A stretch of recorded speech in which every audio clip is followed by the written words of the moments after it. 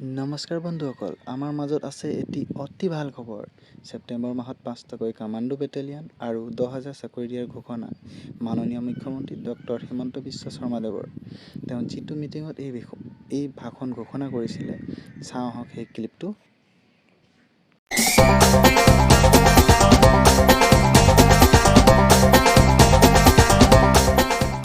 আপোনালোকে দেখিছে যেতিয়া মই ওদালগুৰিত ইলেকশ্যন কেম্পেইনত আহিছিলো, ৰাইজক কৈছিলো যে আমাৰ চৰকাৰ আহিলে আমি ১ লাখ চৰকাৰী নিযুক্তি দিম, কিন্তু মানুহে আমাক বিশ্বাস কৰা নাছিলে।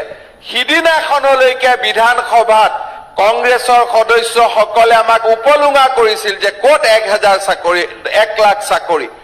ইতিমধ্যে আমাৰ চৰকাৰ অহাৰ পিছত ৩০,০০০ আমি চাকৰি দিলো।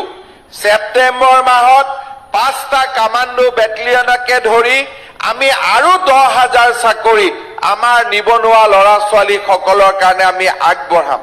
তাৰ সমান্তৰালভাৱে যোৱা ৰবিবাৰ আৰু তাৰ আগৰ ৰবিবাৰে যি গ্ৰেড 3 আৰু গ্ৰেড 4 পৰীক্ষা হৈ গ'ল, তাৰ জৰিয়তে আমি প্ৰায় ৩০,০০০ ডেকা ল'ৰা ছোৱালীক আমি চাকৰি দিম।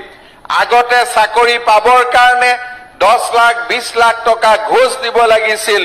এতিয়া আটাইতকৈ দুখীয়া ঘৰৰ ল'ৰা, কৃষকৰ ল'ৰা, ঠেলা চালকৰ ল'ৰা, ৰিক্সা চালকৰ ল'ৰা, গাঁৱৰ ভিতৰৰ ল'ৰাই আজি চৰকাৰী চাকৰি পাইছে।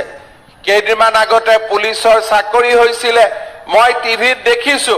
দেউতাকে পকৰি বিক্ৰী কৰিছিল বজাৰত, এতিয়া তেওঁ তিনিজন ল'ৰাই একে কোবতে পুলিচৰ চাকৰি পাইছে। সেইকাৰণে মই আমাৰ ৰাইজক আহ্বান জনাম যে আমাৰ অসম এতিয়া পৰিৱৰ্তন হ'ল। টকা দি চাকৰি পোৱাৰ দিন শেষ হৈ গ'ল।